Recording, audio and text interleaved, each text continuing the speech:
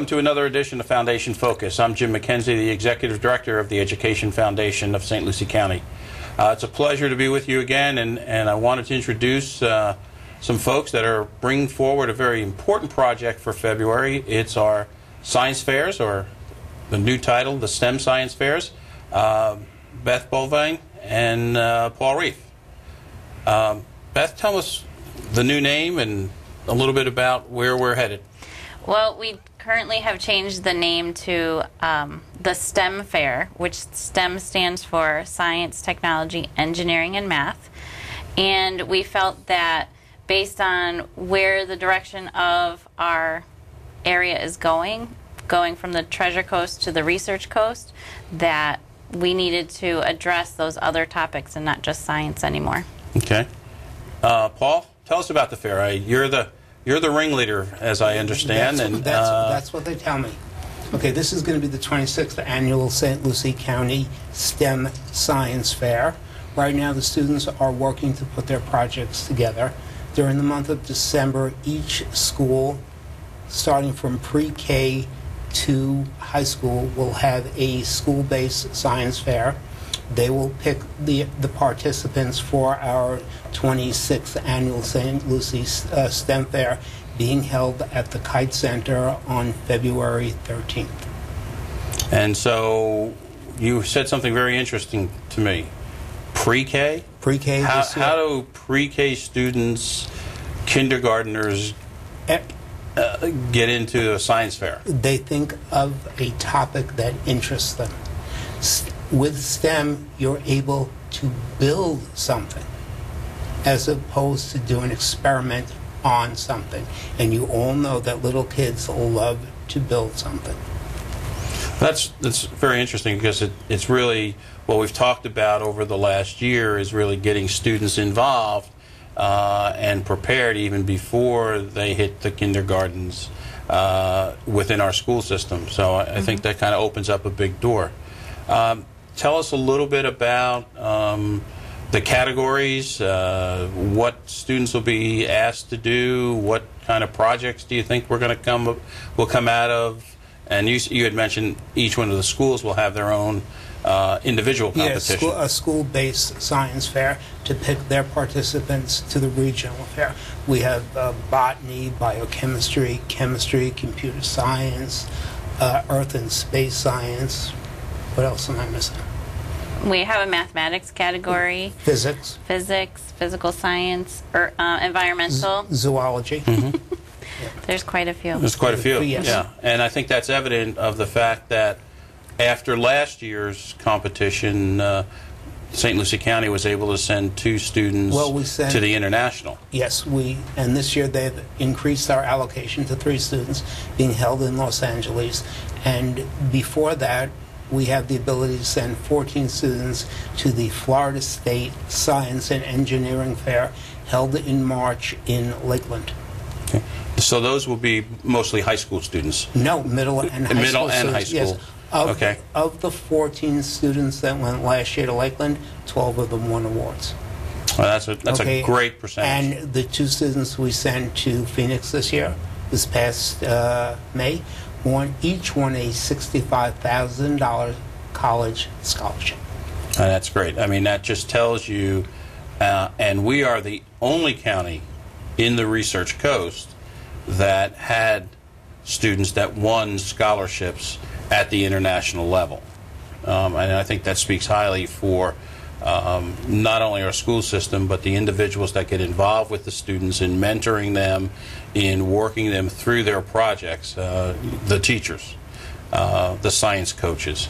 Now, we talked about pre-K, which really kind of amazed me, but the middle school, or the elementary school students, I've seen where some of those science teachers have now started working on putting together their own science fairs. How does that all come about, Beth? Well, in pre-K through 5, they have an opportunity to work as a class project. So some of those pre-K projects and those kindergarten projects first grade, second grade, will be class projects, not individual. When they get into 4th and 5th grade, they're doing more team projects, some of the groups, and even some individual projects. Teachers will do something, the class projects, a lot of times those teachers are working on topics that they already have to cover in science, and they're building science fair projects to help the kids understand that process of science fair so that they're prepared when they get into middle school and high school. Right. So, and then 6th grade starts the middle school competition. Yes. And now the middle schoolers compete with high schoolers? High schoolers, yes. And then out of those two groups, they go on to the state? State, yes. Actually, we have junior competition and the senior competition. So the juniors all compete against each other in each of those categories, like botany and biochemistry and all those categories we talked about. And then there's senior awards for those same categories. For those same categories. Mm-hmm. Okay. So it really does. You're not left out if you're not in the No. right grade at the right No. time, No. or something that you're thinking No. about, or a passion that you might have. Middle school students do not compete against high school students. Right. They compete against themselves. So we're all on a level playing field. And we also are including the students from from Mosaic Virtual School. So not only are the traditional schools involved in science and the STEM fair, but also our virtual students and our homeschooled students. And this year we also open the science fair to all schools, both public and private, in St. Lucie County to compete. Well, that really gives us a great mixture of students, Yes. and some great opportunities to see, for the community to see where these future leaders are headed. And I think that's one of the things that we don't necessarily always talk enough about is how and where our students are headed and how they're getting there. I mean, I think it's very important. Talk a little bit about, you've incorporated, it's not just science. So the STEM part brings in not only the science, but the technology, the engineering, and the math. And you mentioned that there is a math competition. Is that, how does the math come in, and how does, I guess maybe explain how that all gets integrated, and how that really helps our students to learn a little bit more. Well, math is its own category. So if a student really wanted to do a project that was math-based, which we have in the past, and those students have gone to state with those projects, they can choose to do that project. However, if they want to do a STEM project that looks a little bit different than a regular traditional science fair project with the problem, hypothesis, and so on, it's more of a design challenge where they come up with a problem and they need to design something or build something or invent something that will help solve their problem. And then they test their product or whatever that they've built, and then go back and redesign, just like an engineer would, go back and redesign to make tweaks to their product, and then retest that. And there's math gets in, it's kind of integrated. All the science, technology, engineering, and math is all integrated. And even when we think about the technology piece of it, doesn't necessarily mean that they're working on computers or they're using lasers or some kind of high-tech technology. It could mean that they're using rulers and protractors and things that we used when we were in school, and when we didn't have those technologies that are available now. So it's putting all of those pieces together to design something and test it and retest it and solve a problem.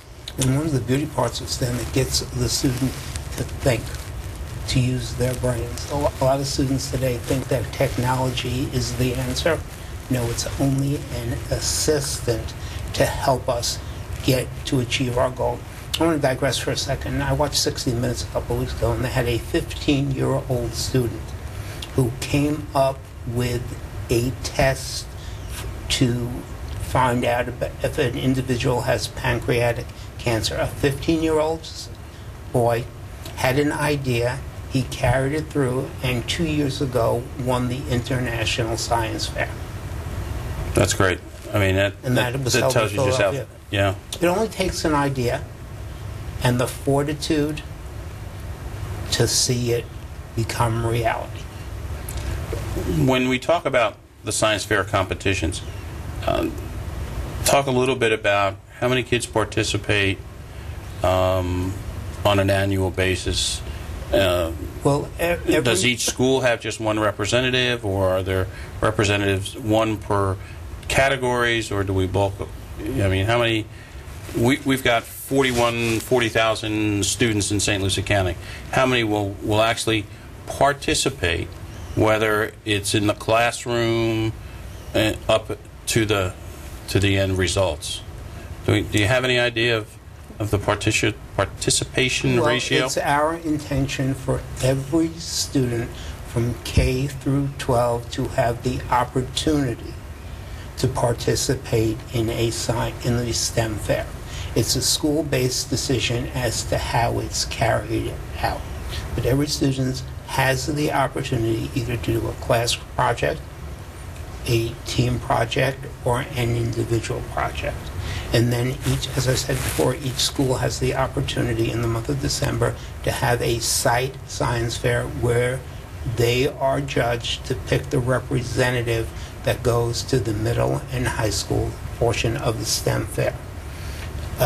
9 projects per elementary school can be and will be displayed per school at the elementary school showcase. So 9 times the 40 schools. Yeah.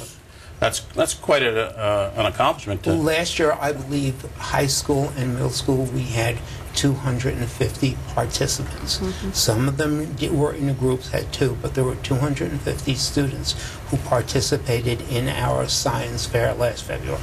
And for the elementary showcase, we had about 200 projects that participated in between the class projects, team projects, and individual projects, K through 5. And this year we're hoping for even more because we've expanded it to pre-K. So it's certainly having the science fair and moving the science fair in the direction that both of you are taking it gives us an opportunity to engage a lot more students in STEM, but also to engage them in working as a team, working as an individual, working with a larger group of people, all of which is very important to that individual past graduation, or even to continue on into high school, because there are so many things that are team projects when you get into the high schools and then move on to college. And a lot of things have to be individual, but a lot of things are team. I know with 2 kids in college, I know that they're working on team projects all the time. That's all I'm hearing. Oh, we got to go meet. We got to go meet. And some students choose to do a continuation project where they start in the 7th grade, 8th grade, 9th grade, and 10th grade, and they carry it forward. And every year it becomes more sophisticated, more meaningful to them. I think that was what Robert did last year. His had started in 7th grade, I think, is what he had said, and he had continued to build upon it each year to where he came in 4th in the international competition. Yes. So that's quite an accomplishment. Quite an accomplishment. 4 internationally. Yes. And the other young lady, Neha Reddy, who won also a $65,000 scholarship, is now working going to high school and is now working at BGT Tradition as an apprentice. And she is an amazing young lady to talk to. Right. So tell us, now we go on, we've had our local fair. When do we go to the state competition, and how is that judged? I guess maybe let's back up for 1 second. Let's talk about who are the judges, who looks at the projects. Okay, we have 2 categories of judging. We have the categories we spoke about: botany, chemistry, physics, earth science. We have people from the community, scientists, business owners, educators, administrators, who will be judging that portion. And then we have special awards that are very specific in their categories. And this year we're going to ask the members of our school board, the assistant superintendents, the superintendent, she's not aware of this yet, so she, okay, and different principals from different schools to judge the special awards. And so what is the special award? Is that special- outside? Yes. In other words, the other awards are based upon the categories by Intel and ISEF. That's the organization whose rules we follow. Because in order for us to send a participant to international, we have to follow those rules. These are special awards that are tailored to our students in different categories. They are donated by either individuals or companies with a specific end product in mind. So if I'm a medical device company and someone is making an artificial arm, and that might be one of the special categories. Yes. Interesting. It really then now includes, it's not only a school project, but it becomes a community project. Yes. And engaging the community. We've had special awards in the past that are specific to the photography that students take for their project. So the judges for that award will go around and look at the boards for the photographs that are on there and see the original artwork, basically, the photographs and whichever one, that's the one that gets the award. And very much a lot of this whole science piece is the documentation of step-by-step and processes that actually take place. Well, there's a process, and it develops the critical thinking. How do you start with an idea? And then how do you get the results? You start with an idea. You do some research. You develop an educated guess, a hypothesis. You design an experiment to see if your hypothesis is accurate or it's not accurate. And there's nothing wrong if the experiment that you do does not support your hypothesis. It's part of the learning process. You gather knowledge, you gather data, you make observations, you draw a conclusion, and then you publish that work and share it with everyone else. Because the next person can possibly continue your project. And so that brings in one of the pieces that are not even in STEM, the ability to write and to communicate so that you know what you did last year, or someone who wants to follow in the project that you've done knows what steps have been taken. Yes. So not only do we do the engineering and the math piece, but now you bring in the English language and how to communicate. I'm glad you brought that up, because every student who participated in the science fair has to keep a science logbook, which in essence is a diary. Every time you do something about your science fair project, you are to make an entry in. You date it, you time it, you write exactly what you've done. Even if it's just to even watch a TV show and what you've learned. And that becomes a resource for you when you write your final report. And that is what the judges, not only what's on your board, but also what you've written and where you've come from. So they do a bit of analyzing from start to finish. And the judges that interview all the participants. So again, conversation, communication, right. Being able to articulate, what you thought, what happened along the way, and what the final results were. And sometimes some of these scientists talk to some of our participants and they draw some questions out and give them more information so that they can continue that project the following year. Yeah. That's the beauty part of it. It's a learning experience.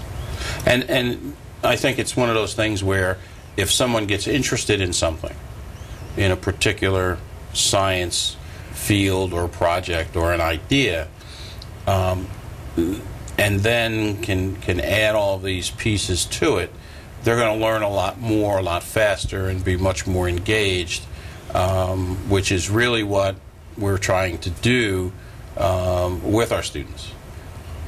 Because I think that how does, I heard you say earlier, Paul, that this is problem solving, a lot of it. And that's a big part of Common Core, is coming up with an idea coming up with what you have to learn and then marrying that together. Marrying that together. So it really is under the standards of which we're teaching this year, the Common Core, that really kind of ties into that also. So the students are able to build on that and the problem solving. It's great. I mean, I think that the Science Fair and the Foundation is so pleased to be able to be a part of that this year. Okay. In helping to support this idea. And on behalf of the students on St. Lucie County, I want to thank the Education Foundation for making this a very, very successful project. Also, our partners, VGTI and Hoagland Mifflin, who have made a significant contribution that you are continuing. Yeah, and I think that's... And to be honest with you, I don't think we could be as successful. I know we wouldn't be able to send 3 students out to L.A. this year, or 2 students last year to Phoenix, if it wasn't for your help and support. Well, I know, and we enjoy it very. I mean, I think it's very important that this is part of our goal and our mission. But before we get to L.A., let's talk about the state. Now, you said we can send 14 individuals to Lakeland, Florida. To Lakeland, and I've been there to that competition in the past, and that's extremely interesting because you'll have representatives from almost every school district, all 67 school districts, and then our students compete against those. So obviously, if we had 2 that we sent on to the international, we know we had at least 2 winners at the state level. How did we fare? We had how did we fare last year? 12 of the 14 students who went to state won awards. And that was probably one of the highest percentages of any district throughout the state of Florida. So we're doing something right. Absolutely. Yes, we are. Our students are doing something right. Yes, and our teachers are doing something right. Exactly. So this year the competition in Lakeland is when? Is to be, let me check my notes, because I've got so many dates. Seems to me it's like April something. April 8th through 10th. Yeah. And LA is May 12th through the 16th. Now let's talk a little, and the Lakeland competition, it's great, and the kids have a great time, and they really get an opportunity to learn from other students in the area. But I want to, I'm still fascinated, having heard from Robert and Rhea what they learned, and being a part of the national, the international. Robert was talking about friends that he has in Cairo. You get the opportunity to meet students your age from countries all around the world, your contemporaries. And remember, we are entering a global society, okay, where borders don't mean anything anymore, and people will be competing for all of the jobs. Technology has really networked the world in which we live, and this affords a great opportunity for young students to meet their contemporaries around the world and see what it's like. And from what I understand, Robert has kept in contact with the people that they've met several months ago. Yeah, I know that he was. I had an opportunity to meet him and talk with him a little bit, and he had been texting back and forth with one of his friends from Cairo during all of the political unrest over there, and they were checking to make sure each other was okay, and things were fine, and really very interesting. Now, the students also had an opportunity. Rhea had an opportunity to participate in a video, and Robert met a Nobel laureate. You have more information than we do, sir. Okay. Well, and that was one of the advantages to being out there. They are able to participate in so many things that keeps them abreast of what they're looking for. Mm-hmm. We actually, neither one of us went on the trip with them to Phoenix last year. Actually, their teacher from LPA went with them, Mr. John Leslie, who is now assistant principal at Westwood High School. So he was able to be there with his students who participated in the fair and have that experience. And I think that's one of the great things is when they have someone close by that they've worked with over a period of time. Right. And John, I know that we had him as our speaker for our evening of education, and how he talked about mentoring and working with the students, and how important he finds that in his life, and how he's able to, create and instill the incentive and the initiative on students to think beyond what they have to learn in a classroom. Those are always very interesting comments and remarks. And now Robert this year went to Forest Grove when Mr. Davis instilled a science parent night to get the community involved in science fair, and both of them spoke about their experiences. And after, when they were finished, some of the students went up to speak to them, and they were just amazed about what Robert Neha had to say about their experiences. Yeah, and to talk about that, and I've had a conversation with April, Roe Rogers, and Principal Davis, and they had 600 parents there for the first meeting on a science fair, probably one of the most attended parent conferences, meetings that they've ever had. That any schools probably. That many schools have ever had. So, I think this is catching on. I think that it's certainly an opportunity for our students to show off their talents, which I think is very important. We have, and I see it through the foundation, that we have some very energetic, smart kids that really want to make themselves good citizens and make them great products of this school district. Anything else that we didn't cover? No, We've got 1 minute left, and unless I fill it with feeder. No, I just want to thank you again for all of your support and help.